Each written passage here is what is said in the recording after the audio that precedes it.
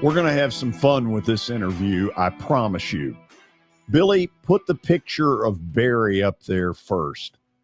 Back when I first got to know Barry Booker, arguably, and probably no argument, the best basketball player that BGA has ever produced. And then he went on to Vanderbilt, and I discovered he had a bunch of brothers and sisters. One sister who absolutely hit it big in basketball, both as a player and now as a coach. Oh, nice picture of Barry. Very nice. Yeah, very good. Let's say hello to Trevecca women's basketball coach Karen Booker. She's up in Ashland, Ohio. I had to make sure I had that right. Yes. Her team is in the semifinals tonight in the Great Midwest, and that right there is a story in and of itself, because this is not a squad that has been used to winning. Great turnaround in the first year. Congratulations, Coach of the Year. Well, thank you. It's been fun. It's been exciting. I think we surpassed some of our own expectations. So I will say a bit surprising, but we got to the point to where now we're just confident and we're ready to play and bring it on. Do you ever consult brother Barry Booker for coaching advice? At times he brings it, whether I ask for it or not. I knew that was coming. He has come to some of the games. He will do color, he will coach, he will referee all from the stands. And but he's got a lot of good insight. So I'm smart enough to listen. Well, the beauty is if he does start yelling, I've heard his voice, they'll hear him. Oh, yeah. And he has plenty of opinions, too, on some of their calls. So. Oh, there's no doubt about that. Yeah. Karen, this had been a program that had not done any winning for the last 6-7 years. First of all, why did you want the job? Well, I knew I moved away from Nashville about 5 years ago, and I knew Trevecca more during the days when they were winning and tops in NAIA, and then moving into Division II. They won the conference in the first year, and so I knew that there was a tradition there, and even looking at the roster, the cupboards weren't bare. And so I was very excited about the job and the potential that the team had. And so, it was a great opportunity for me, and then also the Christian atmosphere. So it's been Karen, exciting. when a program has gotten used to losing, new person comes in to lead it. What are the buttons you have to push that make players in a dorm room talk to each other and say, this is different, this has got a chance? Yeah, I think one thing about this team is there's a lot of competitors on this team. So there was such a hunger to win.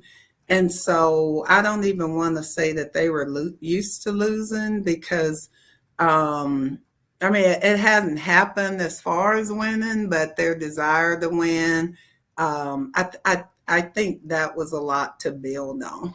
And so there's a lot of buy-in right away.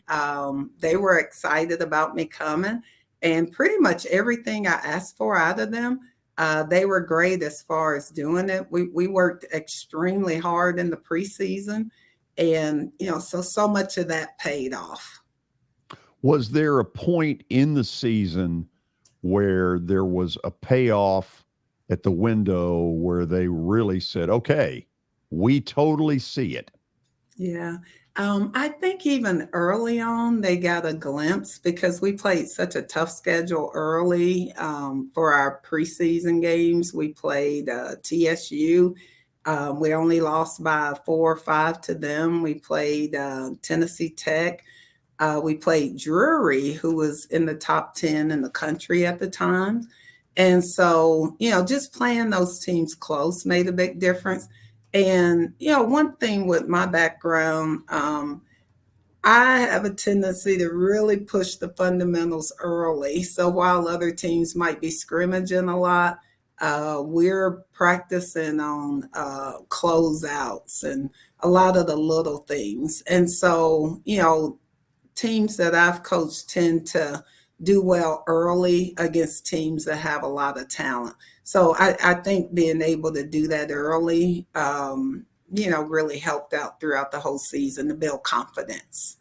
Karen, even though you come from a basketball family and you've been around it a long time, anything really surprise you about this? I believe that my boss, athletic director Mark Ellie, I think that there would have been um, a lot of people would have been satisfied somewhat if we only won, say, double digits in terms of wins. Our goal was to get to the tournament. So, everything has kind of come as a surprise. I could tell early on that I didn't want to limit this team and say that's all we're looking to do. That's our big target. Because early on, I could tell from a lot of their desire, their competitive spirit, the sets that I gave them seemed to really fit and work for them. I just didn't want to limit this team. So kind of felt like, there's been a lot of X's and O's, but we had some good Jimmys and Joes too. So that combination, or we'll say Julies I and was going to see Joes. how you were going to get out of that. I So, guess. so now you're down to four teams that are left, and Kentucky Wesleyan is one of them, and they're pretty good. What do you got to do to win tonight? Well, we played them at home and we won. So we got up by as many as 21 at home, and kind of let them slip back in the game, and we only won by 8. But then at their place we lost by 15. So we have a lot of confidence that we can beat them. And we kind of played a sloppy game at their place. We had 21 turnovers and we averaged closer to 15, maybe a little under that. So I feel like if we take care of the ball, if we play hard, if we play a lot of what we've established as Trevecca basketball, then I think we can. I think we can pull out the win and get to the finals. Hey, Coach, this is David Wilson. I got my Trevecca alumni purple shirt on today. I'm off camera, but good luck tonight. Talk to Thank us about Keely Carter and Emma Palmer, two young ladies who've had phenomenal seasons, both Division One talents, in my opinion. Talk about what they have done for this team so far this year. Oh gosh, they have just led the way. I mean, they both have tremendous talent. I didn't know if Emma might even be first team all conference, but very pleased that Keely was first team, Emma second team, and just the leadership they bring. I mean, every team, and then their scoring power. Every team has to really, really focus on how are we going to stop these two young ladies. So we got a huge presence on the inside and a huge presence on the outside. So, that combination has been a handful for a lot of teams. And then we also have a good, solid supporting cast with some more good three-point shooters. So we give a teams a lot to deal with. So, but those two young ladies, I mean, they have made big plays when needed, or just stepped up when needed. Emma shoots, I think, over 60% from the field. So if we can get her the ball, she's gonna put it in the basket. Absolutely. We talked about this in August as well. Just some of the coaches that you have came across in your time playing in the WNBA. And as a coach, so just talk to our listeners about some of the coaches that kind of rubbed off on you and made an impact. One coach that I had, actually, when I played over in Japan, Coach Dwayne Casey was my coach. And I did learn a lot from him. Vanderbilt, Jim Foster.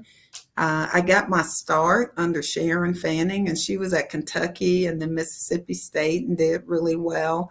In the WNBA, I was a volunteer assistant with Coach Greg Williams, and then Bill Lambier took over halfway through the season, so I got to observe him. Tara Vanderveer coached the team that I played on. with USA basketball. So I really learned a lot from her. Vivian Stringer coached the Pan Am team. I was alternate to that. So I've had a lot of coaches throughout my career. Tom Collin at Colorado State. And I'll throw in Becky Hammond. I mean, Becky was a player on the team at Colorado State and then in the semi-pro level with Colorado Chill. And I would say I learned to listen to players more and let them give input, because Becky had, a lot of good input. So, and this team's been great with that. So if they see things that I'm not seeing, it's good to get the player insight. Yeah, and lastly, just talk about your vision for this program moving forward. Absolutely a phenomenal first year, taking it into year 2 and year 3 and in the future. What's your vision for the program? Yeah, well, I guess even using Ashland as an example, I mean, they have put together a tremendous program. They're number 1 in the country. So they may be like a measuring stick for us in terms of the type of team that we would like to have and make an impact even on the national level. So that's my vision, trying to win a national championship as well as a conference championship. Karen, I know this will shock you. Will Purdue sent out a group text earlier today. He'll be in town next week. That means dinner. Barry Booker is in. George Plaster is in. I know that's a big shock. Oh, gosh, that is funny. Well, Will and I kind of grew up together. So we came in as freshmen at Vanderbilt. And our strength coach used to really push Will by saying, Karen Booker's stronger than you are, so you got to really hit the weights. So, and he did. So he got to be much stronger than me. But thank you for that bit of dirt. I'll use it next weekend. I was going to say he's going to be using that one. You better believe I will. Karen, good luck tonight. On a game night, for you to take the time to come on with us is really cool. Tell all the other Bookers I know I said hello. I feel like you having me on your show is really cool, and I will pass the message along. Thanks. Appreciate it. All right. Have a good night.